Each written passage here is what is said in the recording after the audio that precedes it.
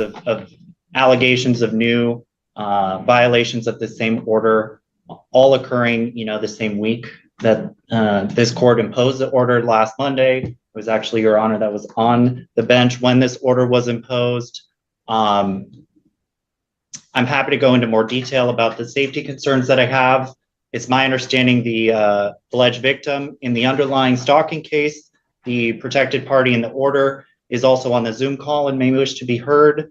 But understanding the nature and the number of allegations of violations of this order, including most recently the allegation of the Superior Court, not only violation of this order, but also the malicious mischief in the first degree charge. The state does believe that an in-custody evaluation is appropriate. I would be happy to go into further detail if the court or counsel need that. But I was also curious, I had spoken with the clerk, and I didn't know if we wanted to proceed on including all of those other charges that had been subsequently filed, including the 17305 ACT, 17307 ACT, and 17308 ACT cause numbers into this request for an in-custody competency evaluation. I think that makes sense, understanding the special nature of the case. Thank you. I think that makes sense as well. I'll turn to Mr. Pazderka first with respect to the motion for change in release conditions, but I do think that if there's competency concerns currently, then it makes sense for each of the cause numbers to be included in the competency evaluation. So we'll go ahead and do that moving forward. But Mr. Pazderka, with respect to release conditions. Your Honor, and I guess I may have missed it in the Mr. Fortunato's comments. My understanding that Ms. Callison is now being held on bail in the Superior Court cases. Our request at this time is to maintain her release. If the court does feel that bail is necessary, we would ask it to be nominal. Further, and I guess this is where I'm not clear about the comments. Obviously, if she is still in custody, it would be our request for it to be in the evaluation to be in custody. I don't know that the city is able to make that request as a standalone request, that it be ordered to be in custody rather than be based on whether she is in custody or not. That is what my office is preparing, as an order that reflects that she's in custody and for that evaluation to be done. But our request is that she either continue to be released on this matter or nominal bail to be imposed so that she has the opportunity to be released on this matter. And obviously, if she is subsequently released before that evaluation is able to be completed, we would submit an updated order at that time. And Your Honor, I'll clarify. My position is certainly that that release be revoked on the new charge and that she be held on. My request is $250,000. The basis for that request is, not only the number of allegations of violations of this order within a work week, but also, the increasing severity of the allegations here, culminating in on Friday, the 19th, an allegation that she drove to the victim's house, was driving near it, got pinned in after she drove into the victim's car, and ultimately ended up cutting her own throat in front of law enforcement. There are serious community safety concerns, really, and even, ending in that allegation of violation. The city even has some witness intimidation concerns, given the sheer volume of allegations of violations of this order and the nature of the newest charge, being outside of his house, driving into his car, and even slitting her throat. And in that scenario, I will also mention, it's worth mentioning, and I think the court has understood this, Ms. Callison is pregnant with the victim's child. All this to say there are serious community safety concerns, and perhaps even more serious concerns about interfering with the administration of justice, understanding that it was this court's order on, I believe it was September 15th, that she abide by this court's orders. And that includes the no contact order that, as I looked back at that hearing, Your Honor was very clear about what that order meant. And notwithstanding that, we are here on 5 charges within that amount of time. All that to say, I do think that there are just no lesser restrictive conditions of release that will ensure that she abides by this court's orders. Thank you, counsel. So I think before we move on to the 3 backup matters for which there's been complaints filed, on conditions review, so the court is going to modify the release conditions for following reasons. Number one, under the court rules, under 3.2, the court is able to revoke release if there's clear and convincing evidence of a willful violation of pretrial release conditions. The state has, or the city has provided the court with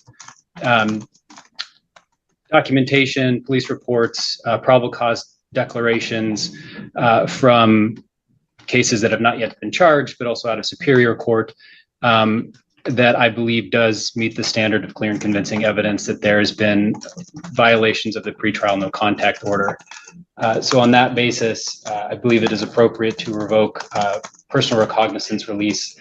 Additionally, this new information creates a situation where the other factors under 3.2 need to be considered, specifically whether there is a significant risk to community safety or to the alleged victim in this case as well, given the allegations. So based on all of that, I think, we did try 3.2 provides that the court needs to impose first least restrictive means when there are concerns around safety. We did try that at the first hearing with the imposition of the pretrial no contact order. At this point, given the evidence that there hasn't worked, I believe bail is at this point appropriate. Superior Court felt an appropriate amount for those charges to be, it's like $37,500 for each, so $75,000 total. So I think given the findings in Superior Court as well, and that subsequent action since the last hearing, bail in the amount of $20,000, I think is appropriate. The court is required to take into account the defendant's ability to pay, and given that she has court-appointed counsel, these are significant amounts. I'm cognizant that she's already in on $75,000 bail, so I believe $20,000 is appropriate in this case.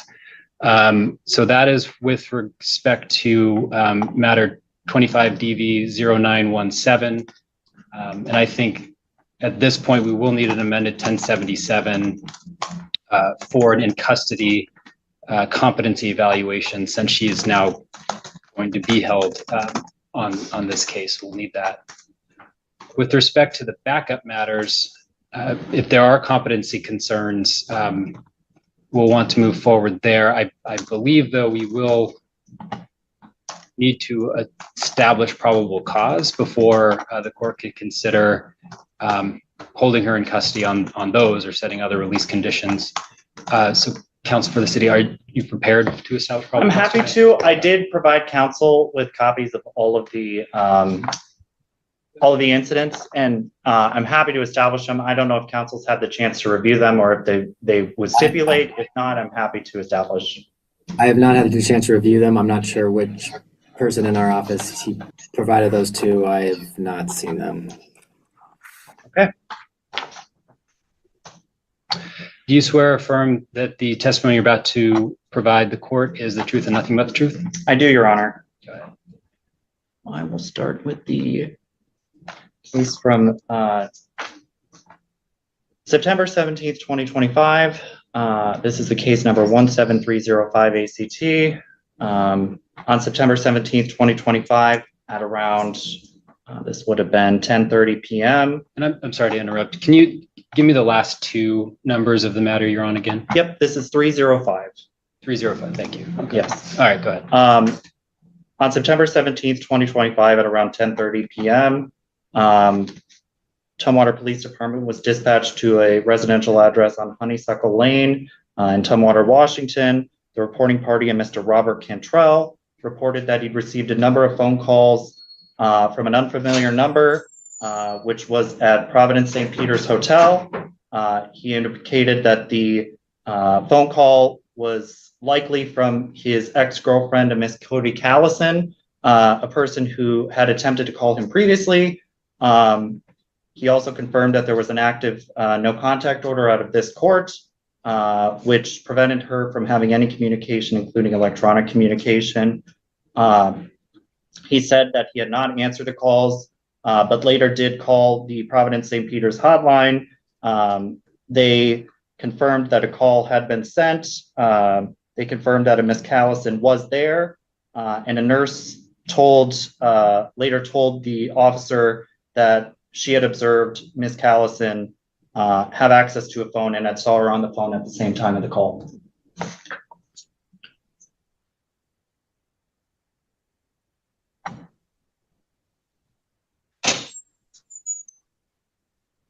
I'm sorry, the last, let's see, I'm looking at the reporting officer narrative for, let me just make sure I'm on the right one, 305, confirming that Ms. Callison was currently admitted to the behavioral health wing of the hospital. The nurse could not confirm whether Cody had made any calls or access to a phone. She had been able to have access to the phone and had seen her on the phone at 22:50 hours making outbound phone calls. Oh, you're on the different, okay, thank you. I apologize if I'm led you to a different report, Your Honor.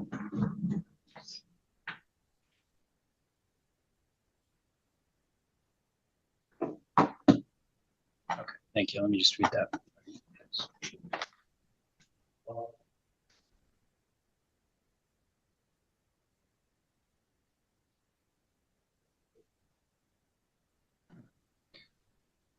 All right, so Mr. Pazderka, do you have any position on probable cause? No, Your Honor. All right, the court's going to find probable cause, understanding a reasonable basis for believing a crime may have been committed, given that it sounds like this was allegedly from a different phone, but from a place where Ms. Callison allegedly was, and some testimony on her access to a phone there. So I believe probable cause standard has been met. So court will find probable cause in matter 17-305. And go ahead with your next one. On September 18th, 2025 and around 21:51, so that would be... Which case is this one? Oh, forgive me. This is the September 18th case, so this would be the case number ending in 307, Your Honor. Okay, thank you.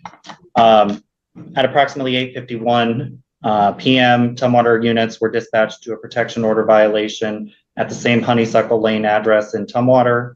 The reporting party was also a Mr. Robert Cantrell, who'd indicated that his ex-girlfriend, a Miss Cody Callison, had called him in violation of a protection order. That would be, again, the protection order out of this court, which, among other things, prohibited her from having any electronic communication with him. At one point, Mr. Cantrell had received a phone call. He did pick up one of the phone calls. He stated he identified it as Cody by recognizing her voice. This was a phone call that was received at about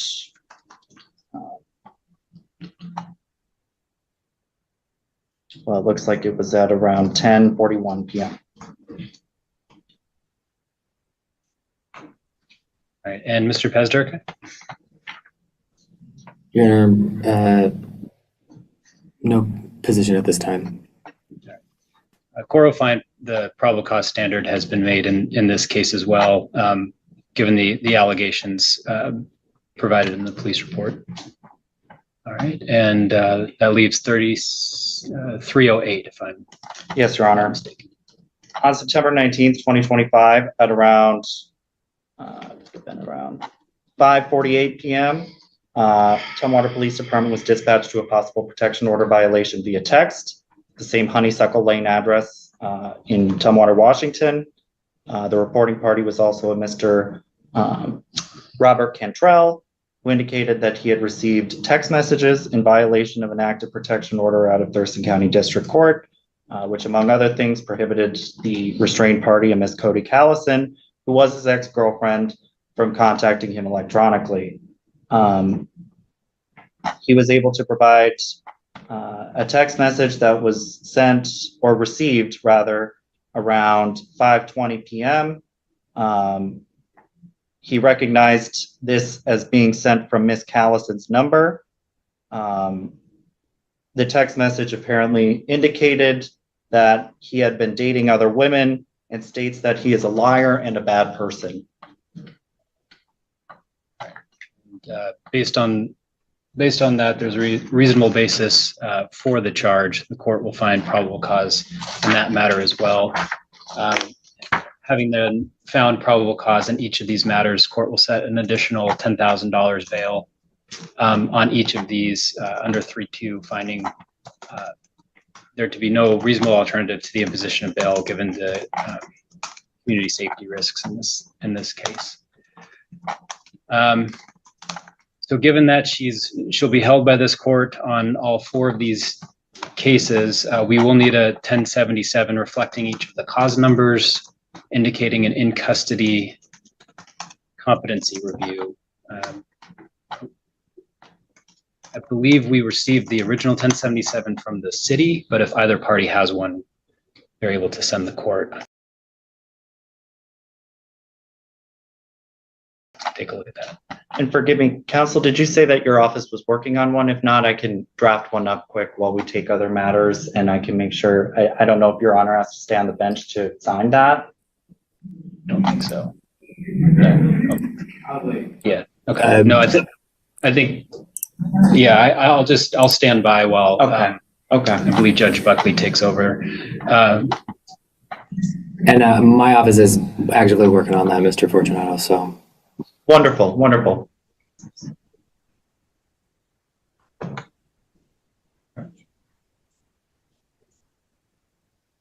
Oh, great. Okay. All right.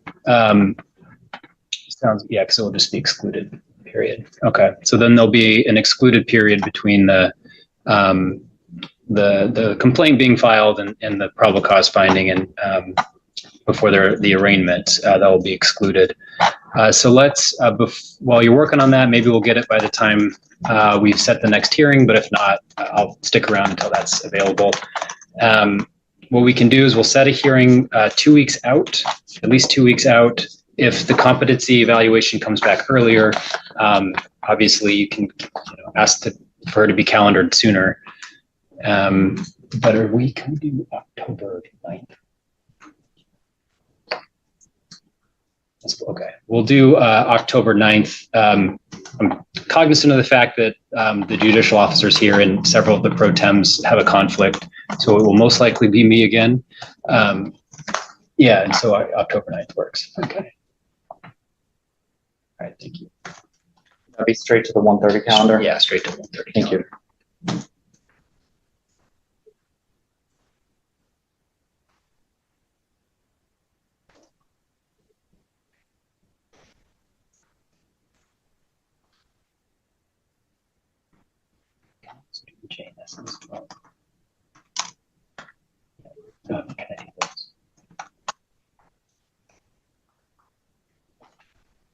Yeah, okay.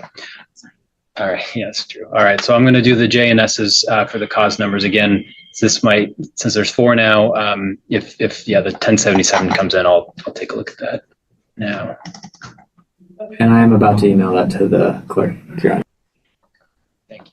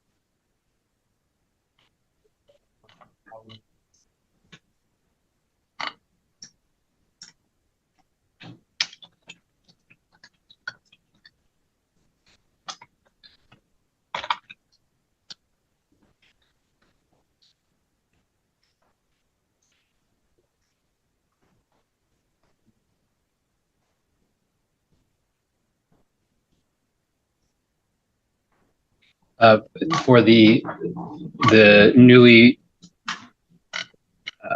matters, in addition to bail, there'll be conditions not to commit a criminal law violation and compliance with the existing pretrial. Your Honor.